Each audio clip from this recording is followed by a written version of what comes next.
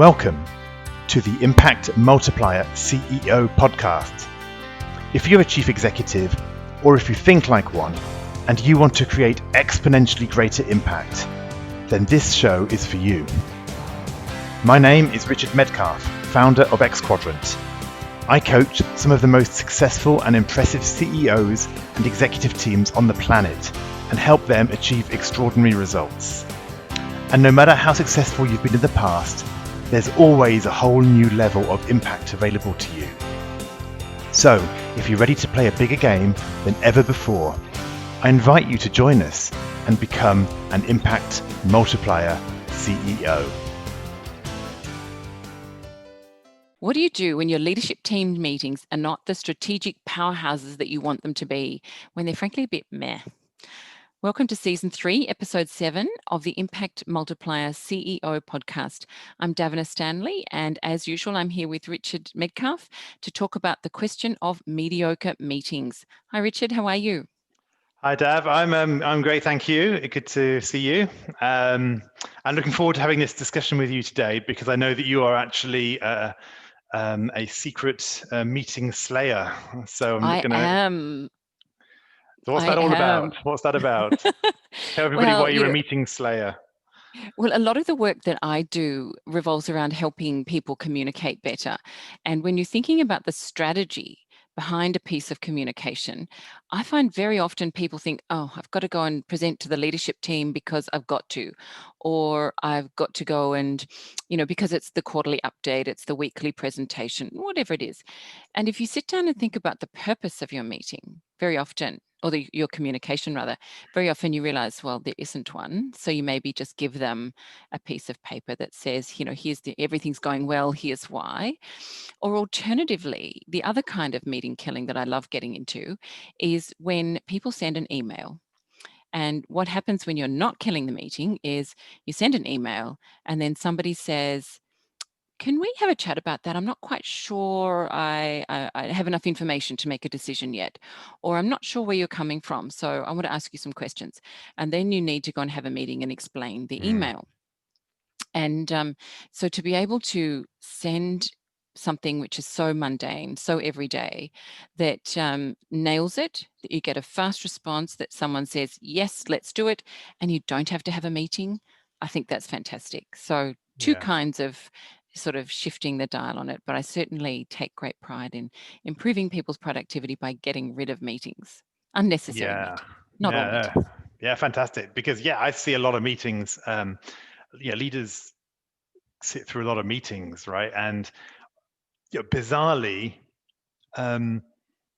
people want to get rid of, it's weird, right? People want to get rid of meetings because most meetings, frankly, are so bad. And they feel that sitting through meetings is pointless and unproductive. And yet, on the other hand, if you think of people's careers rising through corporations, it's like, well, everyone wants to be in the place where they get to be in the big meetings, be in the meetings where things get decided, right? Where you make the bold decisions, where you collaborate across functions, where you do all this stuff. And so it should be good, right? It should be where you're making the biggest impact. And then you get actually into the meeting and you're like, this is really, this sucks, right? I'm spending 3 hours of my life and we spent the first 50 minutes doing the financial update and there's no decision to take. I could have read the presentation before. We get sidetracked by somebody asking a question on a detail which frankly I don't particularly need to know about. And why are we wasting all these people's time on that particular subject? And you're so glad you went to all that effort to get a seat at the table. Isn't that the way people talk about it? Yeah. With great pride, having a seat at the table and then, being disappointed when they get there. That's a shame, isn't it? Yeah. So I see that. So that kind of too much information and not enough deciding can be a key one, right? And then also doing a lot of things in meetings. So often execs have packed agendas on their meetings, and they could run through a whole load of things. And at the end of it, they don't really feel they've achieved a lot. Like they haven't really got closure on a lot of things. There've been a few half decisions, or we need to explore in more detail. We need to follow that up, but not necessarily a real sense of we made some real key decisions here. We made some hard choices. We really, took away resources from somewhere to put them somewhere else. All those things are often very elusive for people, I think, when they're in the leadership situation. Absolutely, they can be. They can be. So, what else have you got there? Have you got so many other thoughts about the problems with these meetings? Well, that's fundamentally, I think it's really the sense of when you come out of the meeting, this is meant to be the decision-making powerhouse of the company or of our business unit or whatever it is. And we're not really sure that we really made those bold decisions, used our time wisely, Mm, worked on the most important things. It's mm, just that, I think. And people, mm. and often these meetings are regular, right? And so when they come up all the time, I mean, things get done. It's not like they're not doing anything. They are doing things, but there's a sense of this could be a lot better. Yes, yes. And people are just not sure how to optimize it really, are they? No. Because you just get in your habits and it's the weekly meeting or the monthly meeting. So you go and participate in the monthly meeting. It becomes a habit, doesn't it, to attend Mm. rather than necessarily being really, really focused on adding value. So now that's really cool. So too much information, not enough deciding, unclear achievements, and doing a lot of things be your three key sort Mm. of concerns there. So if you're the CEO and your executive team meetings need to be, built up, what would you do? So I think for me, there's four things that come to mind here. The first one is to really get a sense of adrenaline and tension into the system to kind of give the team an opportunity to win.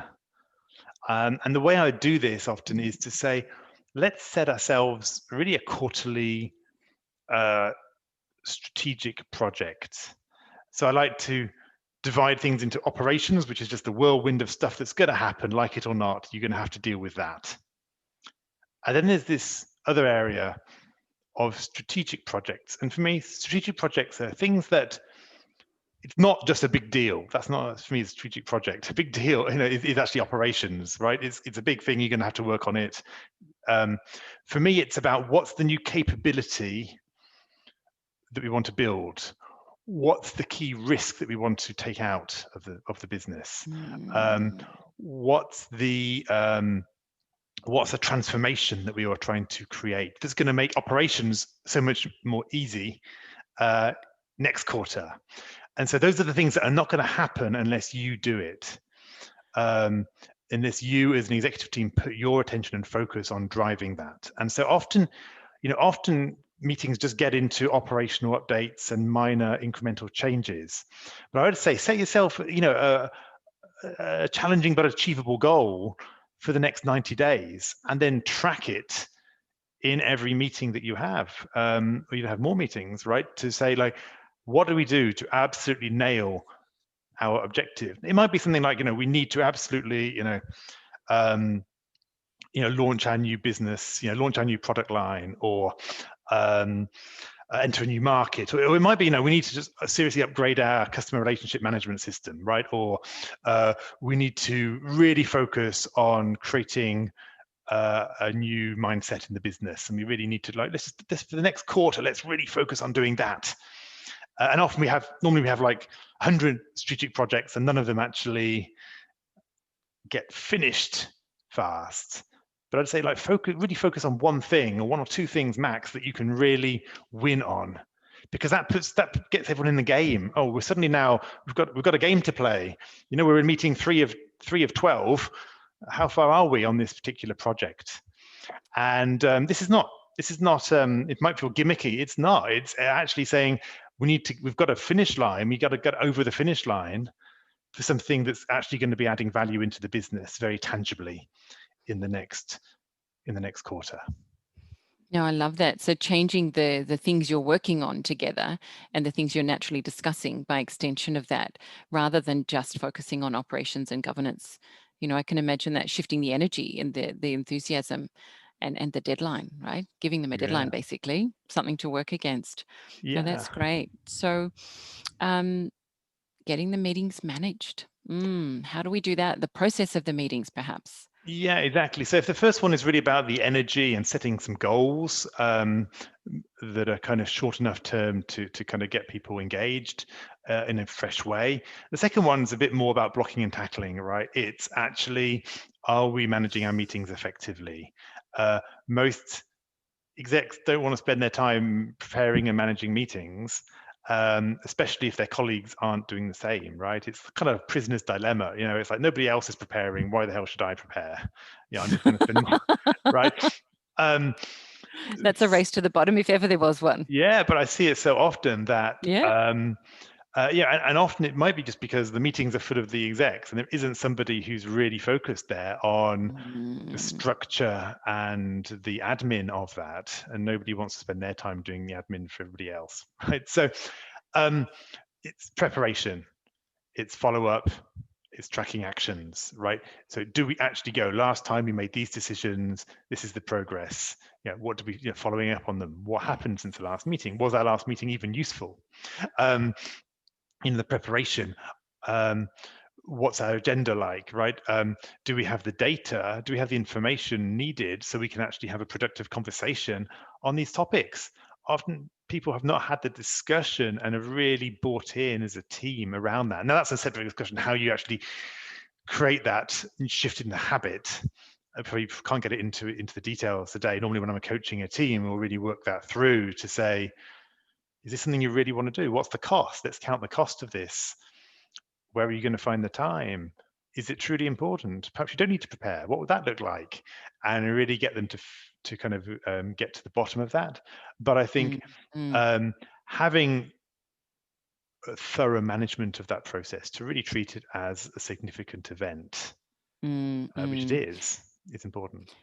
And if you're thinking of that in relation to perhaps a board meeting, a very senior meeting, you've got the combination of the chair managing the meeting, but you've also got them supported by the company secretary, haven't you? So you've There we got go. two people on that sort of role. So I could see opportunities for having people to come in who have that process role, who are not necessarily at the table, even, if you like, who are part of the conversation, a useful part of the conversation, but perhaps have that hat, that process hat. Have you seen that done?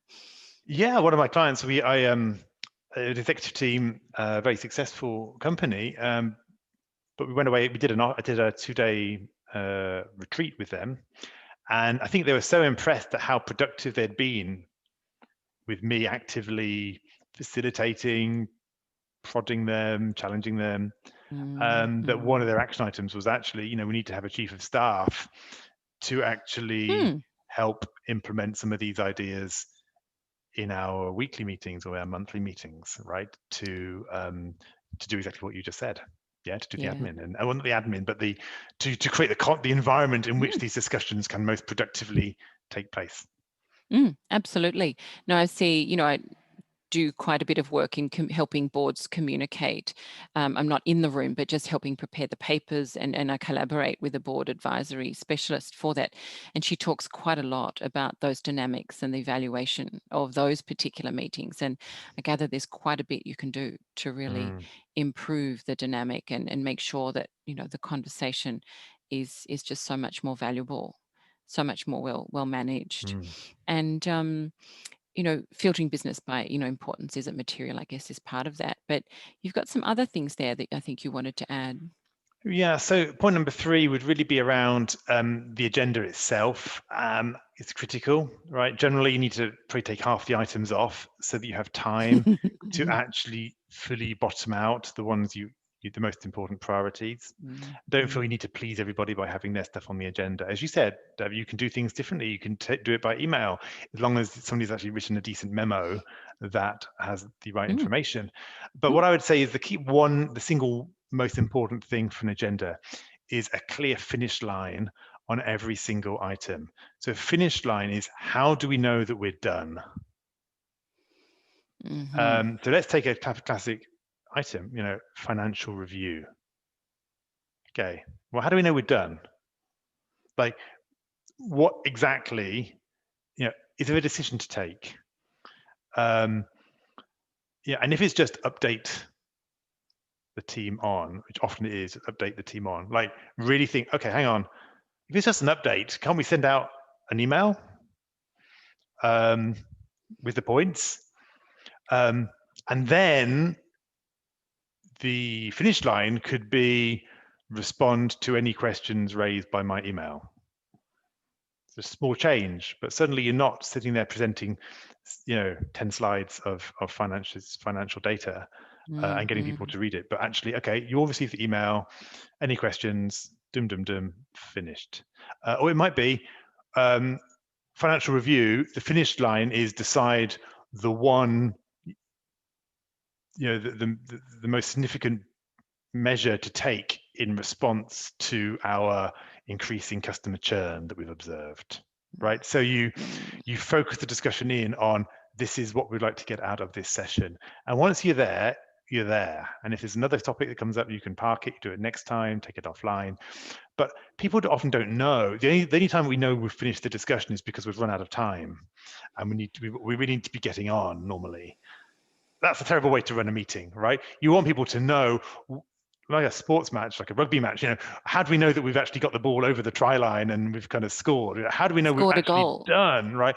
Yeah, how do we have that sense of, yes, we've nailed that one, we've made our decision, we've taken action, we've approved something, we've made a trade-off. What is it that's going to give us that buzz of success? That point about the buzz, I think, is really important, because if you think of the profiles of people who end up being in these senior roles, getting things done and momentum and energy is such a key part of maintaining the rhythm, isn't it? And just maintaining the motivation. If you sit there and you're floundering, it doesn't feel very exciting or, like you really want to be there, like you're saying before. So you've got a biggie there. One final parting shot for people. Number 4.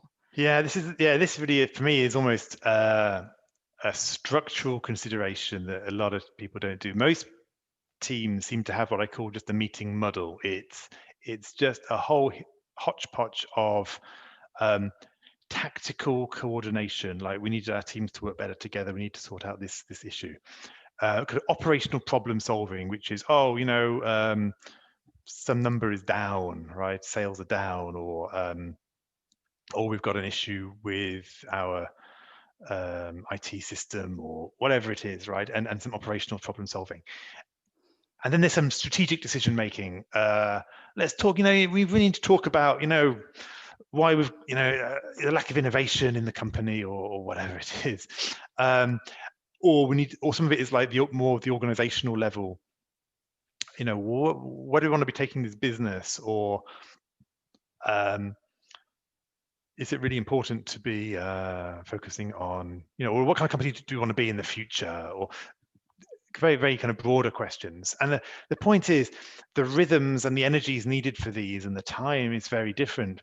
Tactical coordination needs to be a quick fire synchronization activity. Operational problem solving really needs to be focusing in on very specific actions for top business affecting priorities. It's really a question of, okay, we've got 10 things we could talk about, but these are the 3 red lights at the moment. Let's focus in on those.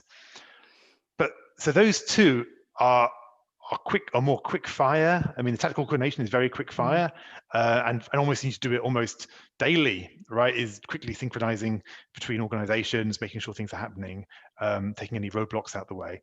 The operation problem solving is more about those key projects. Probably needs to be happening once or twice, perhaps once a week or once every couple of weeks. Really saying, okay, these are our big projects. Where are the roadblocks, and how, as an executive team, do we remove those roadblocks?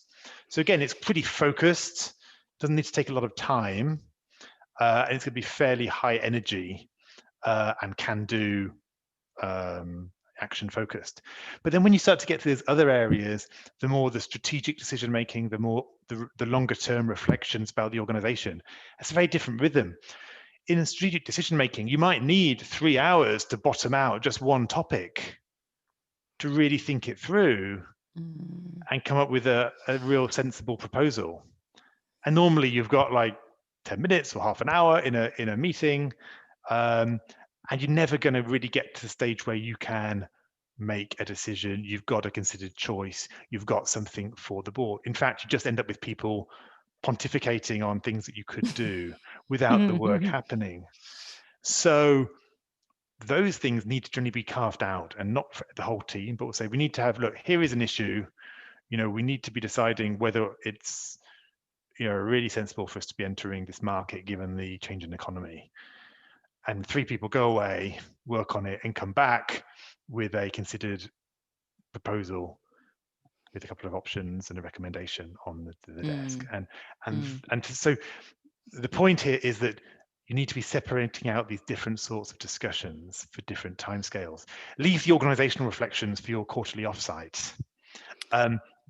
Take your decisions, your strategic decisions, into smaller groups outside these meetings.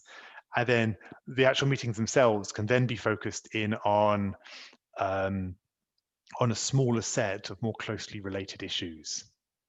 So it's almost, you have more meetings, but they might be shorter, and they certainly will be more focused and more productive. And then the expense of those meetings reduces, doesn't it? Because you've not got people sitting around thinking, well, this isn't all about me, so mentally I'm off somewhere else. Or just frankly, as you calculated in one of our other calls, the dollar cost of having the people in the room. I think that's a much more efficient, much more granular and efficient way to handle it, isn't it? Yeah, no, I can see that. So 4 very useful things again for you today. Having some big projects to really build the energy and the focus of the people in the meetings. Make sure that they're managed well, and you gave some really good ideas for that. Have a clear finish line so everyone knows when there is a touchdown and they can get that sense of achievement, but also so you know when to stop talking about each item. And then finally, the bigger one, which is all about separating out the purpose of the meetings and being really precise and specific about that. So I think they're 4 really, really useful things for people. So look, next time we'll look at another common issue that CEOs face, and that's really about nothing really happens at our offsites. Oh my gosh, I feel you on that one. It's all just lots of fun and conversations and a bit of beer and wine and cheese, and not nearly getting to the heart of what you need to progress the business. So any final thoughts to add to this one, Richard, before we get ready for next week? I'm looking forward to the next one. Yeah, so on this topic of meetings, it's counterintuitive because we feel we need to have fewer meetings and faster meetings, but actually less is more. Making a breakthrough on one major issue is more valuable than a whole bunch of minor updates, discussions, and rubber stamping. So what's the number one issue your team really needs to break through on right now? Really think about that and structure your next meeting around that. Fantastic. Love that. All right. So as ever, you can go to the website and get the notes from this podcast. So they're at xquadrant.com/season3, episode 7. And if you'd like to catch any of the other episodes from other seasons, you're very welcome to go to xquadrant.com/podcast. Thanks so much. And we look forward to talking to you again soon. Bye for now. Thank you. Goodbye. Bye. I hope you enjoyed this conversation. Now let's talk about you. When you're in top leadership, when you're in the biggest role of your career, who supports you at a deep level as you lead others? Who helps you multiply your impact and get to the next level? If you're ready to learn more about our content, our coaching, and our community, then visit us at xquadrant.com.